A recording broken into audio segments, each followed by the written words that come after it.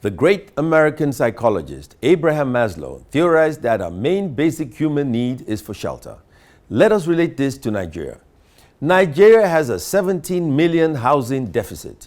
If Abraham Maslow is correct, it stands to reason that lack of shelter, among others, is one of the single largest drivers of corruption in Nigeria. Civil servants and politicians steal largely because they have no hope of ever owning a home and they do not want to be destitute after their retirement. This is why the EFCC seizes a lot of houses from corrupt people. If home ownership represents a man's basic need, then no government has succeeded in meeting this need. After all, what is the essence of coming to power if the most basic need of the electorate cannot be addressed?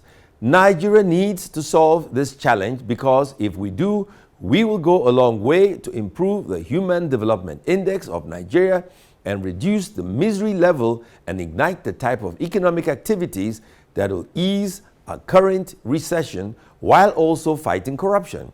There is no way government can build 17 million houses. At best, the budget of the Ministry of Housing can build a couple of 100,000 houses annually. If we are to plug this deficit, we have to rely on the private sector, just like developed nations. We have over 6 trillion naira of our pension funds sitting in financial institutions. Let us deploy these funds into productive sectors of our economy. The naira gets devalued and the return from investing pension assets in government treasury bills and bank deposits is less than the rate of inflation. Real estate is one of the few investments that outstrip inflation. The safest investment anywhere in the world is real estate. Why don't we use these funds to fund our real estate development and end our housing deficit? We can and we should use the pension funds to stimulate the housing market while the government subsidizes the mortgage rate for low-income earners so they can borrow at single-digit interest rates. Promoting home ownership will lower corruption, and what else could be a safer investment for our pension funds? After all, no one can run away with a house. They can run away with a car or with cash or with shares, but a house is immovable, and best of all, it largely continues to appreciate in value.